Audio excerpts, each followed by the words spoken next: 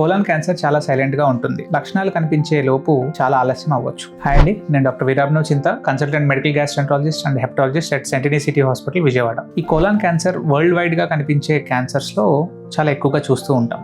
దీని కనుక మనం త్వరగా గుర్తిస్తే దీన్ని పూర్తిగా నివారించవచ్చు. ఈ కోలన్ క్యాన్సర్ అనేది కొన్ని హై రిస్క్ గ్రూప్స్ ఉంటాయి. అంటే ఏజ్ మోర్ దెన్ 45 years ఉన్నా కానీ, ఫ్యామిలీ హిస్టరీ ఆఫ్ క్యాన్సర్స్ ఉన్నా కానీ, అలాగే ఐబిడి హిస్టరీ ఉన్నా కానీ, బాగా ఒబేసిటీ ఎక్కువ ఉన్నా కానీ, స్మోకింగ్ చేసే వారిలో ఈ కోలన్ క్యాన్సర్ వచ్చే రిస్క్ చాలా ఎక్కువగా ఉంటుంది. ఈ కోలన్ క్యాన్సర్ యొక్క లక్షణాలు ఎలా ఉంటాయి అంటే మలంలో రక్తం పడటం, అలాగే మల విసర్జన యొక్క అలవాట్లో మార్పులు రావటము, దీర్ఘకాలికంగా రక్తహీనత ఉండటము అండ్ ఏ కారణం లేకుండా బరువు తగ్గిపోవటము ఈ కోలన్ క్యాన్సర్ యొక్క లక్షణాల కింద చెప్పుకోవచ్చు. సో 45 ఏళ్ళు దాటిన ప్రతి ఒక్కరూ లక్షణాలు లేకపోయినా కానీ ఈ కోలన్ క్యాన్సర్ యొక్క స్క్రీనింగ్ పరీక్ష చేయించుకుంటే మంచిది. ఈ కోలన్ క్యాన్సర్ యొక్క స్క్రీనింగ్ పరీక్ష ఏమిటి అంటే కొలనోస్కోపీ. ఈ కొలనోస్కోపీ చేయించుకోవటం వల్ల పేగులో ఉన్న పాలిప్స్ అనేవి ముందుగానే గుర్తించి వాటిని తీసివేయటం వల్ల ఈ కోలన్ క్యాన్సర్ ని నివారించవచ్చు. లక్షణాలు వచ్చే వరకు వేచి ఉండకండి, ముందస్తు పరీక్షలు చేయించుకొని మీ ప్రాణాన్ని కాపాడుకోండి. Thank you.